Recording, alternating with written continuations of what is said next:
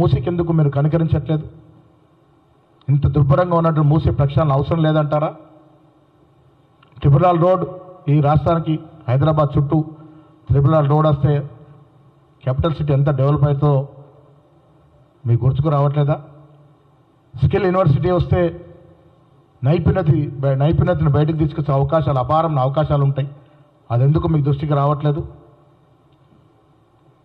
ఇచ్చిన ఒక్కొక్క ఎయిర్పోర్ట్, ఎన్నో ఏళ్ళ నుంచి పెండింగ్ ఉన్నటువంటి ఎయిర్పోర్ట్ మామనూరులో, వరంగల్లో ఇస్తే దానికోసం దాదాపుగా 4-5 సార్లు ప్రధానమంత్రి విజ్ఞప్తి చేస్తే ఆ ఎయిర్పోర్ట్ వస్తే కూడా అక్కడ కూడా రాజకీయం. కేసీఆర్ని రాష్ట్ర ప్రజలు మర్చిపోతున్నారని తెలిసి వారి కులానికి చెందినట్టు రామ్మోహన్ నాయుడుని తీసుకొచ్చి హైదరాబాద్లో ప్రెస్ పెట్టించి కేసీఆర్ని పొగడే ప్రయత్నం చేస్తూ ఉంటే కిషన్ రెడ్డి గారు ఏ స్థాయికి మీరు దిగజారుతుందో ఒకసారి అర్థం చేసుకోవాలి. కేసీఆర్ సామాజిక వర్గం చెందినట్టు నాయకుని తీసుకొచ్చి మేమే ఇచ్చామని గొప్పలు చెప్తాం. ఎయిర్పోర్ట్లు ఎవరు ఇస్తారండి? ఎయిర్పోర్ట్లు ఎవరు ఆధీనంలో ఉంటాయి? కేంద్ర ప్రభుత్వ ఆధీనంలో కదా.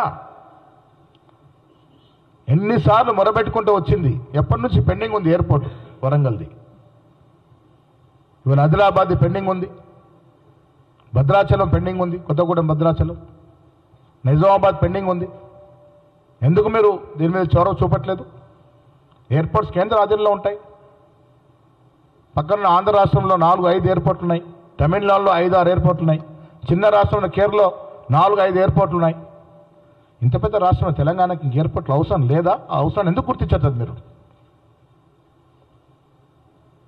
కిషన్ రెడ్డి గారికి నేను సూటిగా తెలంగాణ ప్రజల తరఫున అడుగుతా ఉన్నాను, తెలంగాణ బిడ్డ కాదా మీరు? తెలంగాణ ప్రజలు సికింద్రాబాద్ ప్రజలు ఓటేస్తే గెలవలేదా మీరు? అక్కడ గెలుస్తేనే కదా కేంద్ర మంత్రివర్గంలో స్థానం వచ్చింది మీకు. ఎందుకు తెలంగాణ గురించి మీరు పట్టించుకోవట్లేదు? పట్టించుకొని ముందుకు పోతున్న రేవంత్ రెడ్డి గారిని అడగడం ఎందుకు అడ్డుకాలు మొఖాలు వేస్తూ ఉన్నారు? తెలంగాణ అభివృద్ధి మీ బాధ్యత కాదా? ఈ దశగా ఎందుకు ఆలోచించట్లేదు?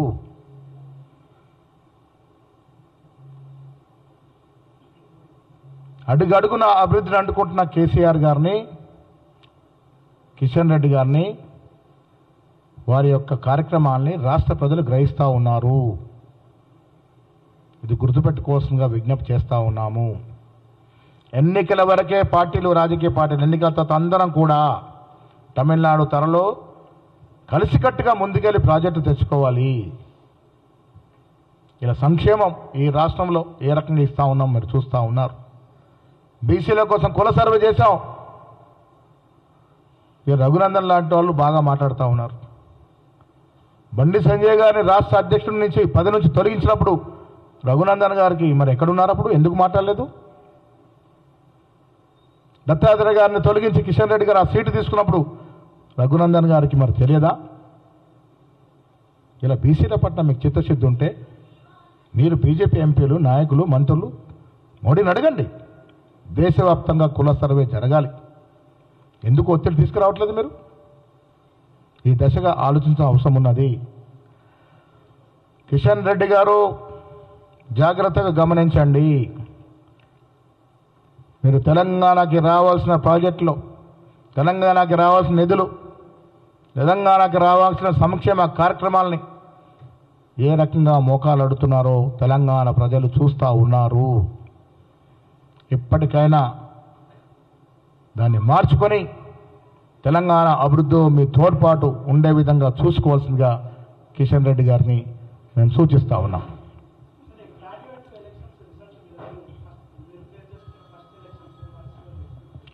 అన్ని రకాలుగా ప్రయత్నం చేశాము.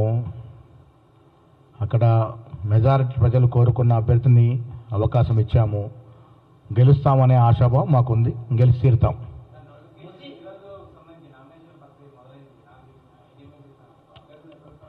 ఇంకా 2-3 డేస్లో దీని విషయమై చర్చలు ఉంటాయి. ఆశావాలు చాలామంది ఉన్నారు. సమీకరణలు, కుల సమీకరణలు, ప్రాంతాల సమీకరణలు చూడాల్సిన అవసరం ఉన్నది. అన్నీ చూసి సరైన నిర్ణయం 2-3 రోజుల్లో ప్రకటిస్తాం.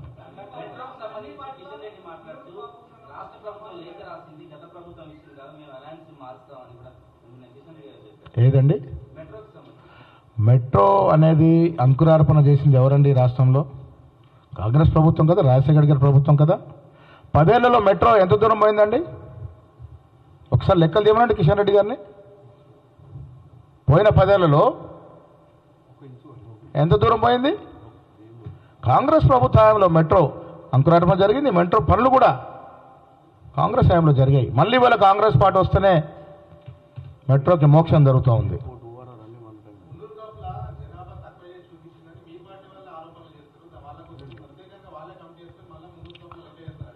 మీ దగ్గర రిపోర్ట్ ఉంటే మాకు ఇవ్వండి, ఏ కులం ఎంత ఉందనేది ఏమైనా వచ్చిందా మీకు అధికారికంగా? ఎలా మాట్లాడతారు పార్టీ నాయకులు కూడా?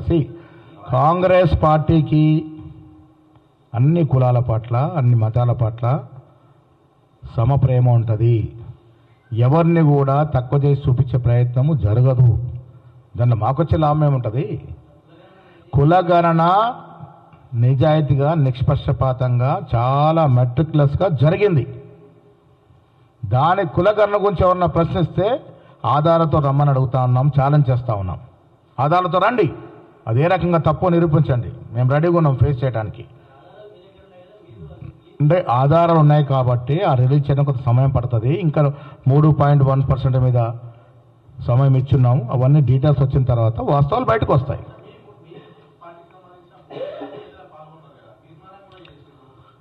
ఏమని ఇప్పుడు వాళ్ళకి ఎవరు చెప్పారు మున్నూరు కాపు జనాభా తక్కువ ఉందని? ఆధారం కూడా చూపెట్టమనండి. ఇంకా అధికారికంగా ఎవరు ఎంత అనేది బయటికే రాలేదు. ఇప్పుడు ప్రాధాన్యత తగ్గింది అనుకునేవారు ఒక్కసారి వెనక్కి చూడాలి దయచేసి. నేనే కులానికి వ్యతిరేకం కాదు. ఎన్ని మార్లు పిసిసి అధ్యక్ష పదవి మున్నూరు కాపులకు ఇచ్చామో ఒక్కసారి మననం చేసుకోవాలి.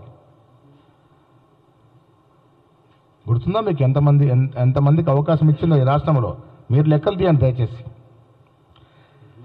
బీసీలకి సమన్యాయం చేసే పార్టీ రాష్ట్రంలో, దేశంలో ఏదైనా ఉంది అంటే కాంగ్రెస్ పార్టీయే. ఎక్కడ కూడా సంశయం అవసరం లేదు. కాంగ్రెస్ పార్టీ మినా ఏ ఇతర పార్టీకి ఆ సత్తా లేదు, ఆ స్థైర్యం లేదు, ఆ స్తోమత లేదు. భవిష్యత్తులో కూడా బీసీలకి న్యాయం చేసే పార్టీ కాంగ్రెస్ పార్టీయే. ఒకసారి చుట్టూ ఫోటో చూడమని చెప్పాను.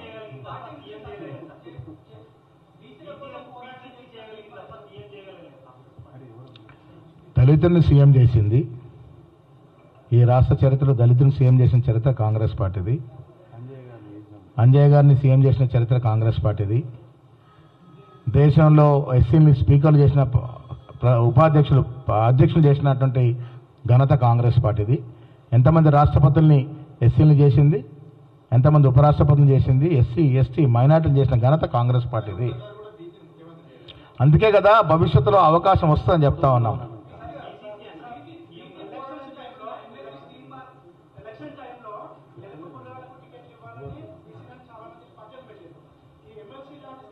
అందుకే కదా ఆ అవకాశం రాలేదన్న యువకుడైనటువంటి అనిల్ యాదవ్ రాజ్యసభకి పోవాల్సిన వయసు లేకున్నా రాజ్యసభకి అనిల్ యాదవ్ను పంపడం జరిగింది.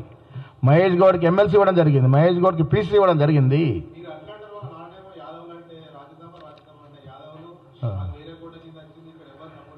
సరే, ఏ కోట వచ్చినా వెనుకబడ్డ తరగతుల వారికి ప్రాముఖ్యతనివ్వడంలో కాంగ్రెస్ పార్టీ ముందుంది.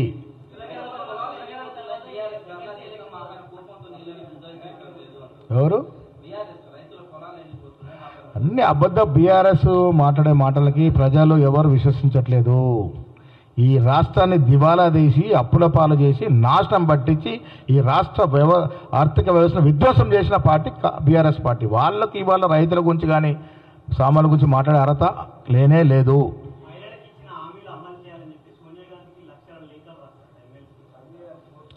ఎమ్మెల్సీ కవిత గారు ఏదో పింక్ బుక్ అన్నారు. నేను గతంలో కూడా చెప్పాను, పింక్ బుక్ ఓపెన్ చేస్తే ఇంకా 2-3 స్కాములు పాములై కరిచే పరిస్థితుంది.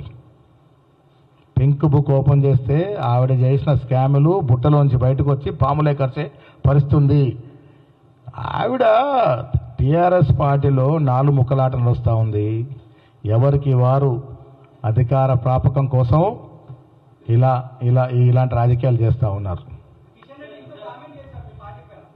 మహిళలకి మంత్రివర్గంలో 5 ఏళ్ళు చోటీయకున్నటువంటి ఘనత బీఆర్ఎస్ పార్టీది. మరి కవితమ్మ గారు మహిళగా ఆనాడు ఈ పరిస్థితి ఎందుకు ప్రశ్నించలేదని ఫస్ట్ కవితమ్మ గారు జవాబు చెప్పాలి. 2014 నుంచి 18 వరకు మహిళలకి క్యాబినెట్లో స్థానం లేకుంటే కవితమ్మ గారు మీరు ఎక్కడున్నారు అప్పుడు ఎందుకు అడగలే? దాని జవాబు చెప్పి తర్వాత మహిళల గురించి మాట్లాడాలి. వేరే माइनॉरिटी को भी देंगे, बीसी को भी देंगे आने वाले टाइम पे.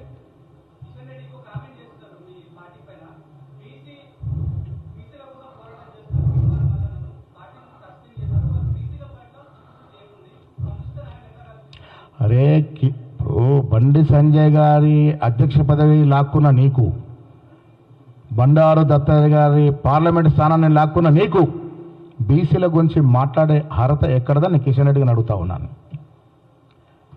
తీర్మానం మల్లన్న సస్పెండ్ ఎందుకు చేశామో ఆయన తెలుసుకొని మాట్లాడితే మంచిది. ఇదే కులగన్న యొక్క డాక్యుమెంట్ని చింపినాడు కాబట్టే మల్లన్న మీద చర్యలు తీసుకున్నారు. మల్లన్న బీసీల కోసం పోరాటం చేయడంలో కానీ బీసీల కోసం తపనలో కానీ ఎక్కడ కూడా మేము వ్యతిరేకించలే. వారితో పాటు చేతి కలిపి నడిచినాం. నేను చాలా సందర్భాలు చెప్పాను, తీర్మానం మల్లన్న గారు బీసీల కోసం పోరాడుతూ ఉన్నారు, బీసీల హక్కుల కోసం కష్టపడుతూ ఉన్నారని.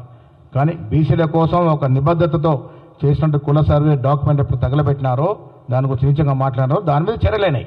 అది కిషన్ రెడ్డి గారు తెలుసుకొని మాట్లాడితే మంచిది. కేటీఆర్ గారికి లేని వైరస్ ఏంటి చెప్పండి? ఆనాడు కేటీఆర్ గారు వైట్ ఛాలెంజ్కి ఎందుకు వెనకాడినారు? ఇలా కేదార్నాథ్ గారి మరణం పట్ల దాంట్లో లోపట్టున్నటువంటి హిస్టరీ బయటికి రావాలి. అప్పుడు కానీ కేటీఆర్ భాగవతం బయటికి రాదు. కేటీఆర్ ఈ రాష్ట్ర యొక్క యువతని తప్పు దోవ పట్టించినటువంటి అతి నీచమైనటువంటి సంస్కృతికి తెలంగాణ తీసుకొచ్చినటువంటి ఘనత వారిది. వారు ఎంత తక్కువ మాట్లాడితే అంత మంచిది.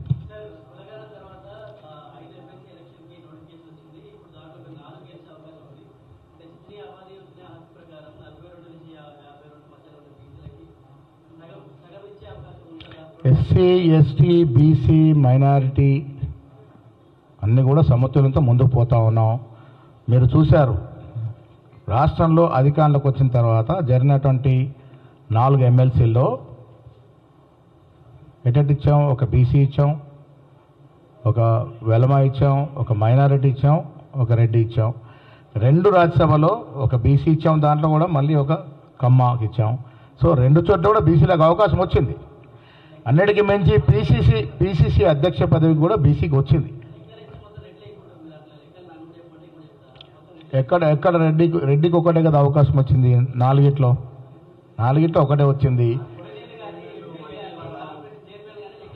అంటే చైర్మన్లో మీరు తీయండి. ఎస్, చైర్మన్లో లెక్కకు రెడీ. నేను ఎంతమంది బీసీలకు ఇచ్చాం చూడండి, ఎంతమంది ఎస్సీలకు ఇచ్చాం, దాంట్లో ఎస్సీ మాదిగలకు ఎంత ఇచ్చాం, మా ప్రీతం లాంటి మాదిగలకు ఎంతమందికి ఇచ్చాం, మాళ్ళకి ఎంతమంది ఇచ్చాం, మైనార్టీకి ఎంతమంది ఇచ్చాం, 6 మైనార్టీకి ఇచ్చాం చైర్మన్లు.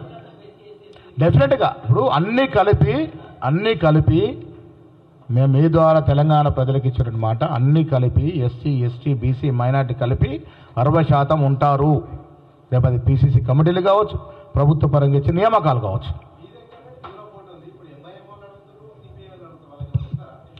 ఇవన్నీ కూడా ఏఐసిసి సీనియర్ కాంగ్రెస్ నాయకులందరూ కూడా మాట్లాడిన తర్వాత నిర్ణయం అవుతుంది. గతంలో జరిగినట్టుగా అందరినీ కలుపుకొని అన్ని రకాలుగా చర్చించుకొని సమతుల్యం పాటించే ప్రయత్నం చేస్తాం.